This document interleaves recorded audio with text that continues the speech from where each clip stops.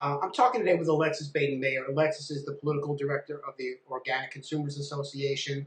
We're going to talk today about the OCA's suit against Jessica Alba's Honest Company, which has been in the press lately about violating perhaps organic standards with ingredients for their infant formula. But if we could talk a little bit about today, well, to start off is what is the OCA? What's your mission? I'm sure people see things about Monsanto on their newsfeed on Facebook, and what is the organization? How to get started, and what do you do?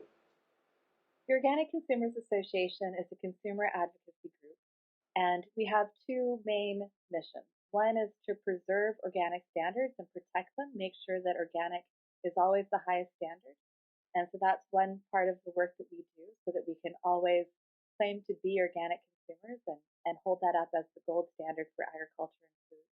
And then the other thing that we do is we fight against the worst forms of industrial agriculture, mostly genetic engineering with our Millions Against Monsanto campaign, and factory farms and pesticides and all the things that are the worst about industrial ag, and then holding up the best in organic and trying to keep those standards very strong. Gotcha. Uh, one of the campaigns you have is Safeguard Organic Standards (SOS), and I'm particularly attuned to that. My own background, I went to school growing up. There was biodynamic farm at the school, and I mean, it's going back to the 60s and 70s. And before there was a natural foods industry, there were food co-ops. There was a handful of items that you can get. And the common conversation was, wouldn't it be great if more people knew about this, and be careful what you ask for. More people know about it and becomes industrialized. And I had a small health publication in the New York area in the early 90s. And when the Congress passed the Organic Standards Act, like you said, it was just it was a nightmare of just thinking about here comes the federal government now into the game, and what does that mean? And I'll also say that a friend of mine, I don't know if you know Joan Gussow, she served on the board of the Organic Standards Board during the 90s, and a lot about where it was going. A lot of people kind of saw the direction, so it's great that you guys are there, sort of, trying to hold the standards together because there's a lot of pressure coming from big organics. So now, as far as the suit against the I guess the what's funny, I mean, you call it the Honest Company. I mean, you're bound to run into trouble. But I mean, this is not the first time that they've got in trouble with some of their labeling. Is that right? Yeah, I hadn't been following it, and it didn't occur to me when we did this that this was Jessica Alba's company and that we would get press just because the company was connected to a movie star. So that was news to me. Yeah, yeah. I mean, it's interesting. I mean, I say Jessica Alba. She's sort of like the she's comparable to Donald Trump. He puts his nameplate on luxury apartment buildings and condominiums. Has nothing to do with the structure. Jessica Alba claims to really have, in the end, not much to do with it. It's just sort of a nameplate that goes on it. If my wife wanted to start a company or I want to start a company, we wouldn't have any kind of how would we have access to get capital? This company is valued at $1.7 billion, and if it can't be trusted, so what is the suit about particularly? Well, it's about the synthetic ingredients that are used in organic infant formula, and then the way that those infant formulas are marketed to consumers. So, the Honest Company, for instance, on their package, it says that you get organic nutrition from family farms. And so the implication, as a mother buying infant formula, what I would think, because it's organic, is that the nutrients in that infant formula come from organically produced agricultural products, grown on farm. But in fact, the nutrients in that infant formula are exactly the same as the nutrients in regular non-organic infant formula, and it's all synthetic vitamins. So when you say, what would in particular some of those ingredients be? Like taurine, a lot of unpronounceable things. They are the official names of various vitamins and nutrients, Okay. but not vitamins and nutrients that are required by the FDA for infant formula. So for some reason, the infant formula companies as a group, organic and non-organic, they think that the more synthetic nutrients you stuff into this product, the more desirable that product will be to consumers. And they often will put on the front of the package that this has iron, for instance. Iron is probably something that is required in infant formula, but then they'll add things like DHA and ARA, which are unpronounceable acronyms for algal oils that mimic, they're a synthetic version of certain nutrients that are found in breast milk. But they're not the nutrients that are found in breast milk. They're not the nutrients that occur naturally anywhere else in nature.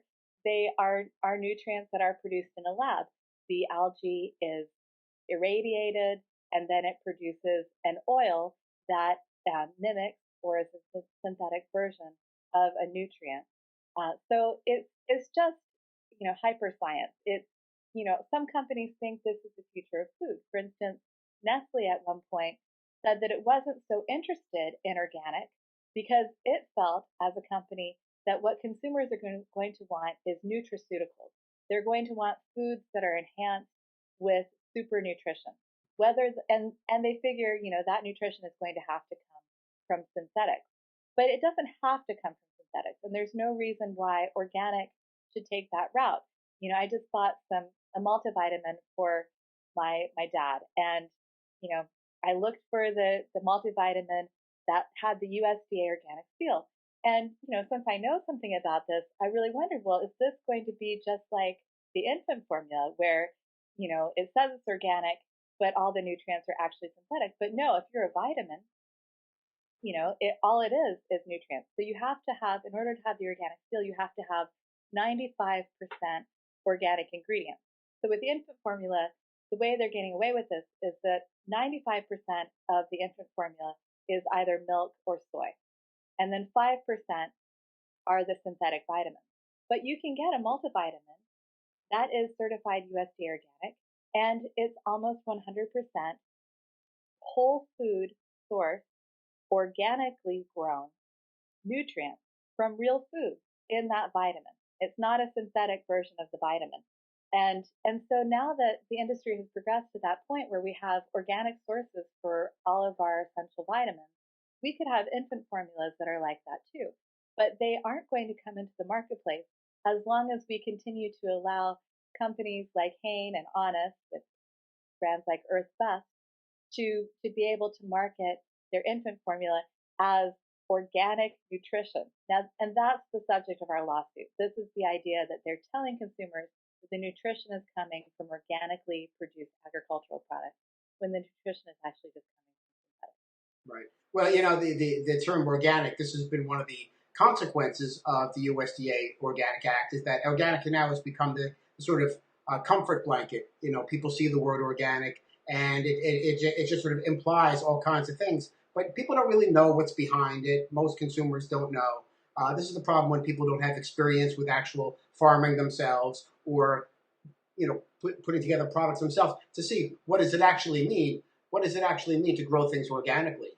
And most people buying organic foods, I think, have no actual experience to visiting an organic farm, seeing the difference between grazing cows and cows in factory. Most people don't, so it's just become a really convenient sticker. It's so funny, in what we call the greenwashing of the industry, my wife and I were at the Whole Foods the other day, begrudgingly, because there's no place else to go, which is a whole other topic. And we picked up this item here, the 7th generation chlorine-free bleach, because we want to be environmentally responsible, and we needed to clean the shower, and we needed some bleach. And we said, okay. And of course, I didn't look at the label till I got home. So this $5.29, 64 ounce, is basically a little bit of hydrogen peroxide and a lot of water.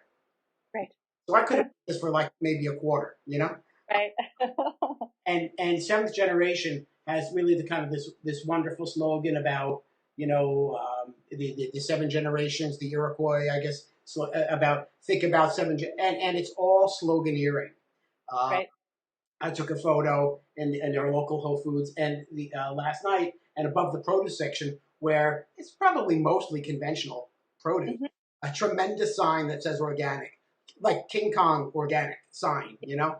But I mean, and that's all it really. But if you go to their juice bar there's no organic produce in the juice. If you go to their prepared food section, there's no organic in there. So it's all just it's entertainment, and it's so frustrating because growing up in this world of being committed to natural foods, seeing what's happened with the organic standards, with the industrialization of organics. I mean, in the end, I mean, who benefits from the USDA? I mean, there were standards before the USDA got into the act, right? There was Oregon Tilth, there's the Demeter biodynamic standards, which are actual standards.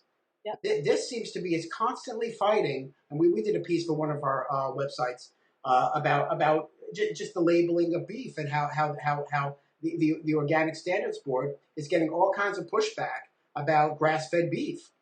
Right. So who in the end at OCA do you think benefits? Does the consumer benefit from the USDA getting involved, or is it sort of packaged food companies, national brands, retailers like Whole Foods? Well, it's both. I do, as a consumer, I am happy that I can get a USDA certified organic vitamin, multivitamin. I think that's exciting, that the industry is continuously improving and producing items for consumers that weren't available in the past. Yeah.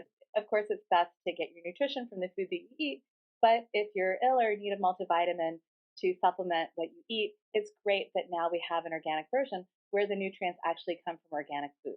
So, it's always going in those two directions. There are companies that are consistently improving the selection of organic products that are available. Mm-hmm. And then there are the companies that are going the other direction, like the infant formula companies. It's just a tragedy because I know that there's a market for premium organic infant formula where the nutrition comes from organic food. Right.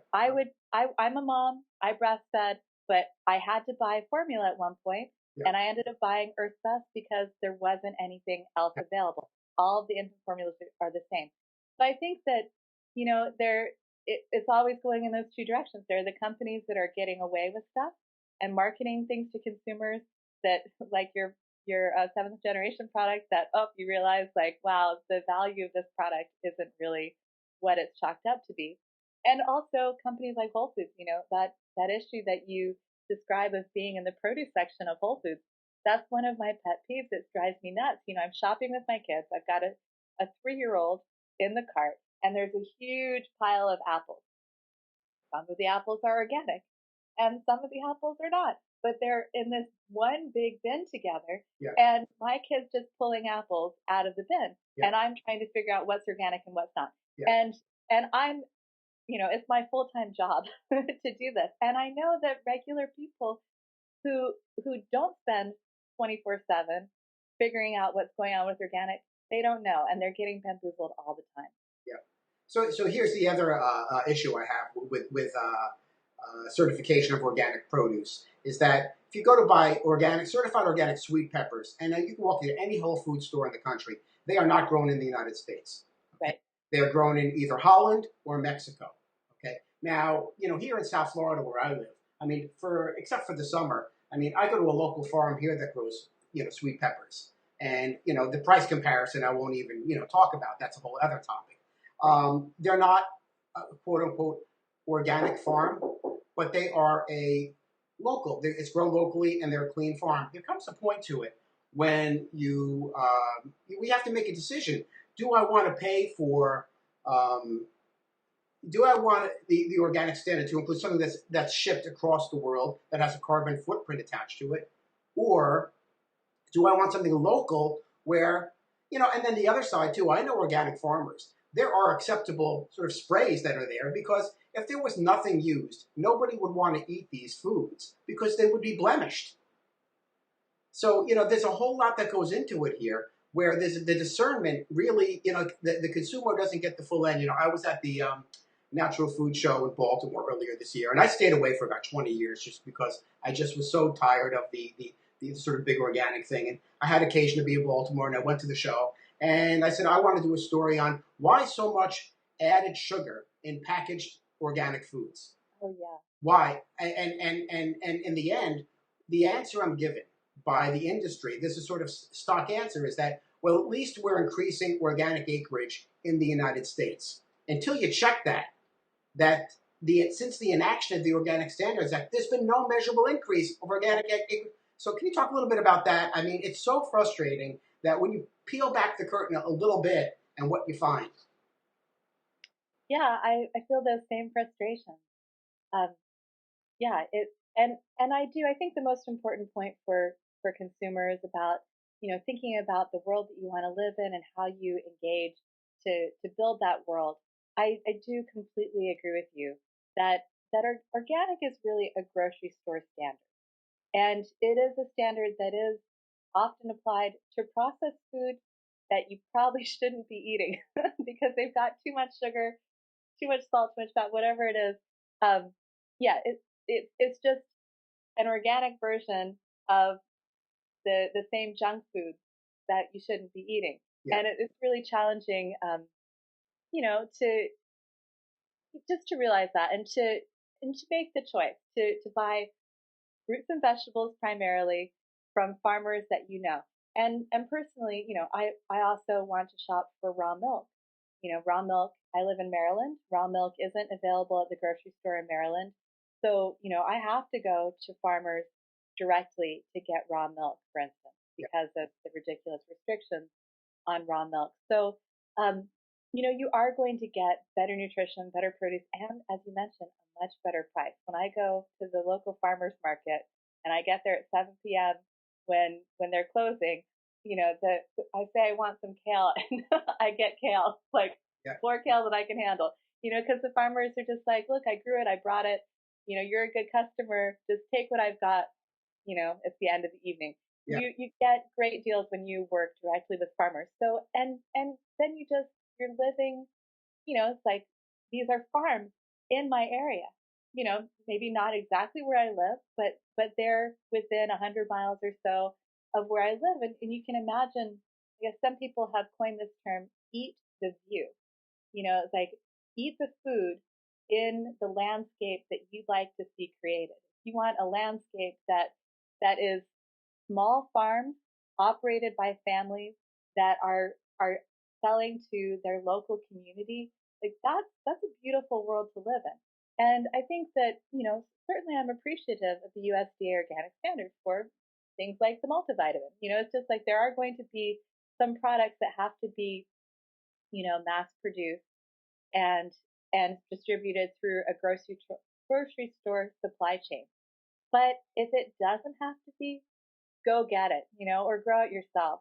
And I think that most people who get into this realize that it's not just that you want something that's clean, that doesn't have certain things. You want something that's rich in nutrition and that contributes to your community. And certainly engaging directly with farmers that grow organically, even if they're not certified USDA organic, which is often expensive and cumbersome for small scale family farmers. That's that's the ideal, really. We shouldn't have to have organic certification if we all are in communication with farmers in our local community. Yeah. So what else is the OCA doing as far as campaigns? So people want to get involved, and how do people get involved, and how do they support the organization? Can you talk a little bit about that? Well, we're on Facebook and we're on Twitter and we're on YouTube. You can find us through Organic Consumers Association and also through our Millions Against Monsanto campaign. And our website is organicconsumers.org and millionsagainstmonsanto.org. And one of our exciting projects this year is the Monsanto Tribunal. We're working with an international team that is being led by Oliver de Schutter. He was the UN Special Rapporteur for the Right to Food, and he is a law professor who is putting together an example for what we would do if the world community chose to prosecute the crime of ecocide, which is currently not recognized under U.S. law, or sorry, international law. There's no ecocide law. So if you have a company like Monsanto that is harming people directly, but while they harm people, they're really destroying the world that we live in. They're destroying the soil. They're poisoning our air and our water. they are making the possibility of life in the future less likely. And it that should be a crime in itself, ecocide. The destruction of the life that we all share in common, not just human life, but the environment.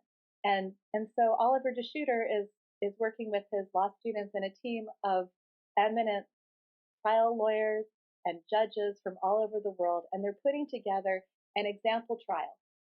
And the defendant will be Monsanto, and they'll be demonstrating how the crime of ecocide could be prosecuted.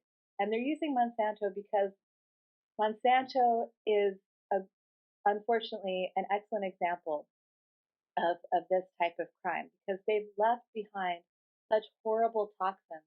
For instance, Agent Orange was a Monsanto product. It was also a Dow product.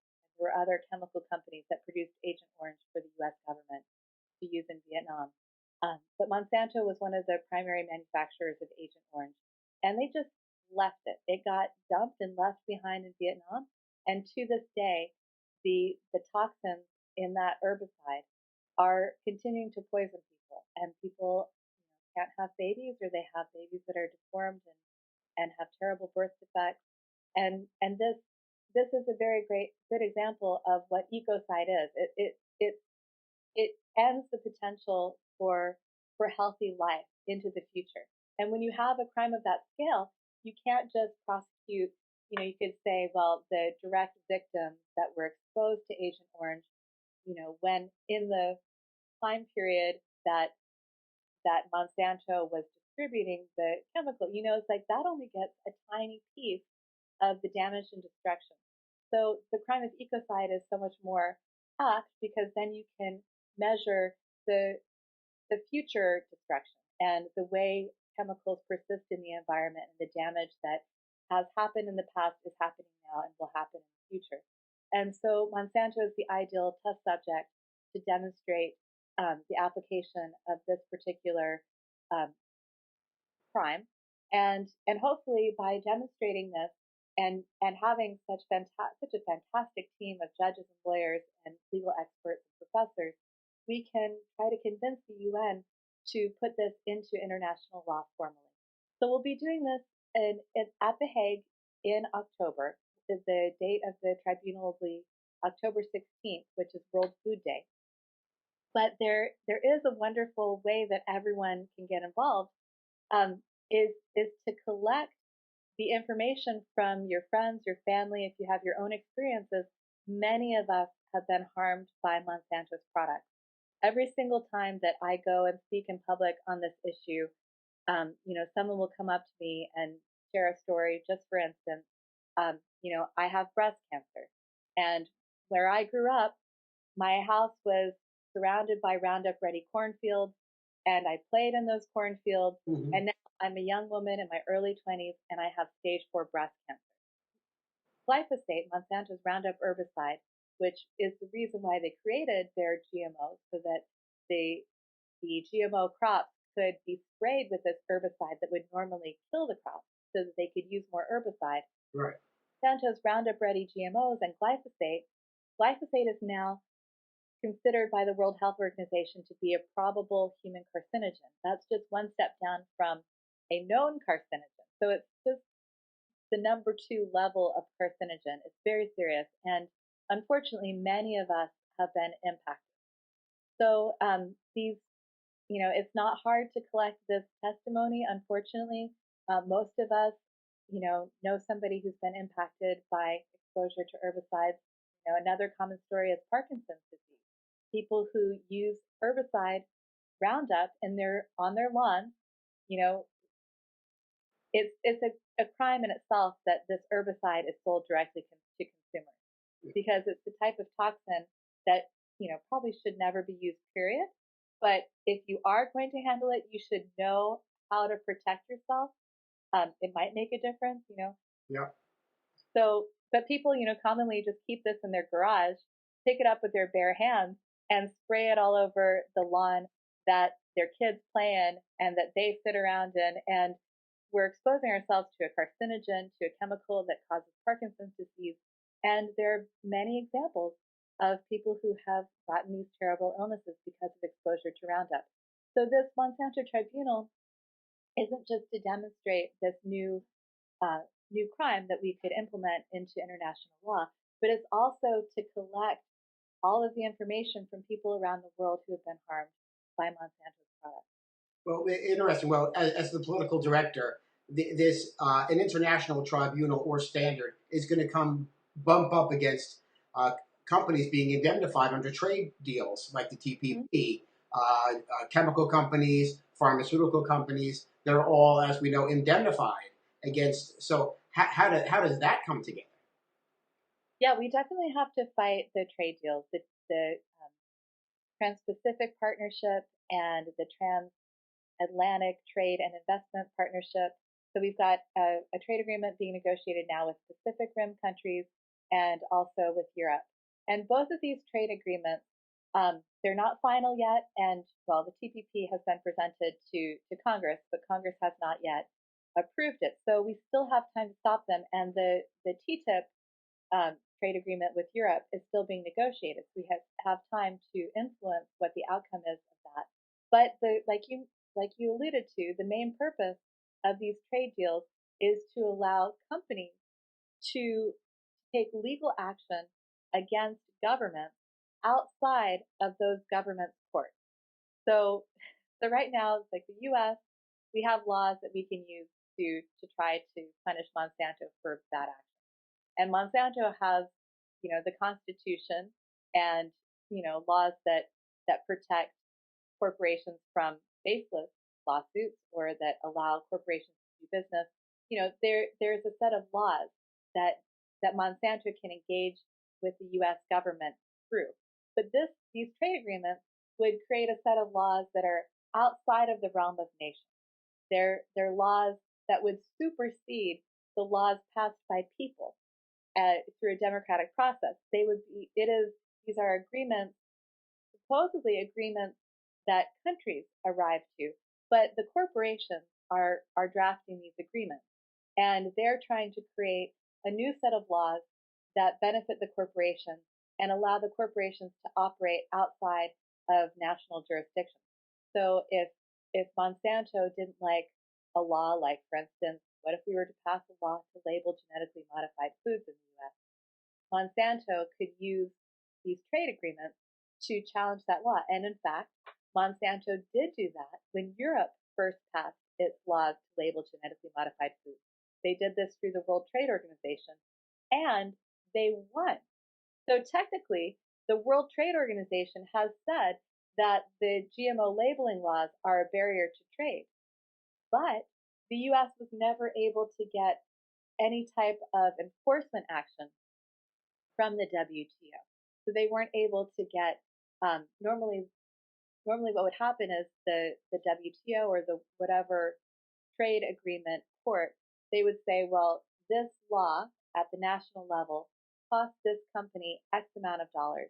And so now you can retaliate against the government that this company represents, and you can put a sanction that prevents the same dollar amount of trade from that country. So that never happened with the GMO labeling lawsuit. The WTO thought it was a restraint on trade, but it wouldn't put sanctions down that would block it. So the countries that had the GMO labeling laws, they called the bluff. They said, okay, WTO, if you're not going to sanction or enforce this, we're just going to keep our laws and we're going to keep enforcing them. So, there still is that balance still between the trade agreements and the political will in the countries that are parties to these trade agreements. Mm-hmm. So that's another way that we can push back against these agreements, even if they do go through. They still, it's sort of voluntary. The countries agree to participate and they can step back from that at any time. And most countries, they want to enforce the trade agreements when they benefit them and when it's politically popular in their own countries, mm-hmm. and they are willing to step back when they get pushback from the population of their country. So I think that we can keep the pressure on and we can blunt the effect of these trade agreements, but it's a crime. It's horrible. It is the end of democracy. Yeah. And the corporations are going to keep hammering on it So it's something that we have to be eternally vigilant to. I came of age as an activist around the protests against the WTO in Seattle. I wasn't there at the Seattle protests, but I quickly joined the anti-globalization movement, participated in protests here in DC. And that was a huge uprising against these trade agreements worldwide. And it blocked the WTO from expanding any further after that time. And that's why we have these smaller trade agreements that are now being negotiated with Europe and with Pacific countries. So we have been creating some pushback, and it's harder now, I think, for these trade agreements to be rammed through, but it is the corporate agenda, and they will keep at it. So we Yeah. have to. So it's not just the corporate agenda. We're in a, of course, political presidential election season here. We're in the thick of it. And we know both major parties are big proponents of these trade deals. Most bizarrely, of course, the Democratic Party, starting with Bill Clinton. Yeah. And that's a whole story in itself. You could do a whole miniseries about that. But where does the OCA get involved as far as endorsing candidates or working with parties that are a party to the same agenda? Mm-hmm. Well, the Organic Consumers Association is a 501c3 organization that can't participate in politics in terms of endorsing candidates. We can do things like candidate surveys, and we can turn out the vote in a general way, but we can't do, that specific type of election activity. But we do have a partner organization, the Organic Consumers Fund, and the Organic Consumers Fund can endorse candidates and mobilize its members to contribute to candidates, and it can create a political action committee. And we have not utilized that very much. we do, that organization does support Bernie Sanders, but in the past, that organization, we did set up a PAC for it, and it was challenging to raise money, and we did support a few really fantastic candidates. We didn't do so well.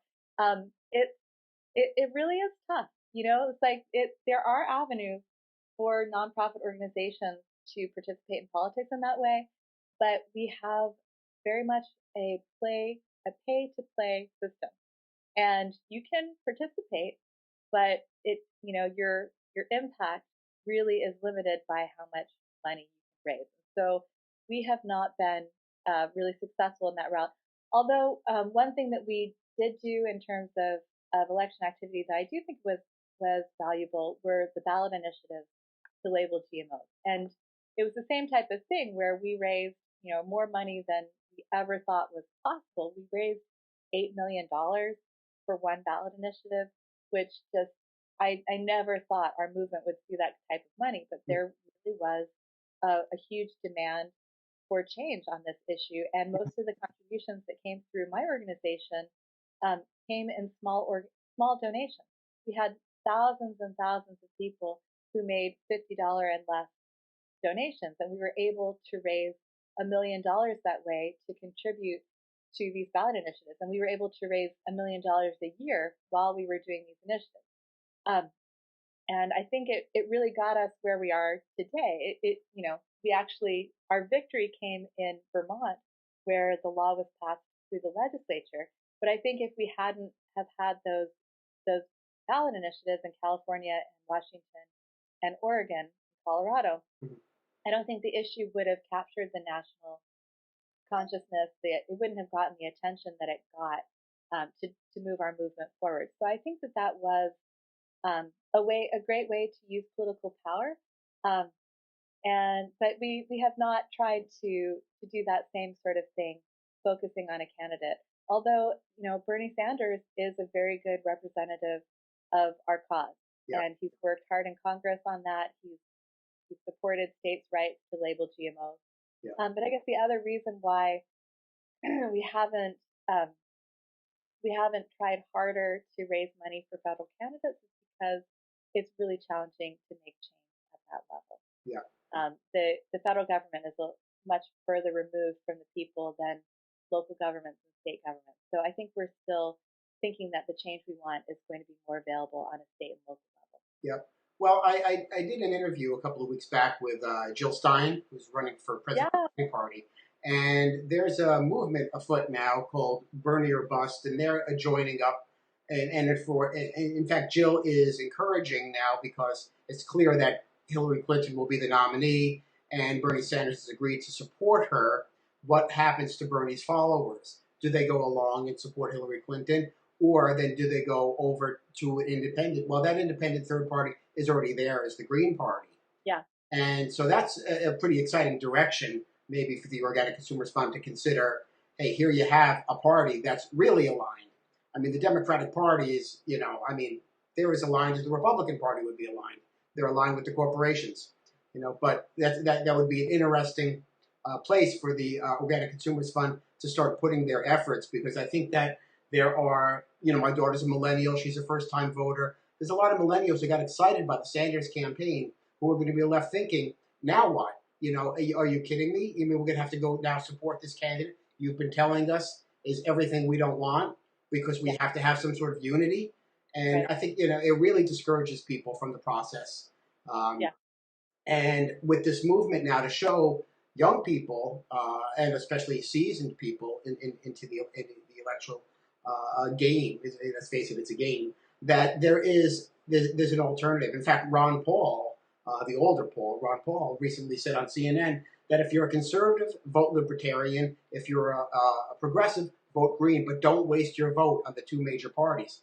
That was really remarkable for somebody who was a Republican congressman mhm, to say. yeah. Well, I'm certainly with you. I was a big fan of Ralph Nader and joined the Green Party when he was a presidential candidate for the Green Party. But have always I was a member of the statehood Green Party in Washington D.C. We're not a state.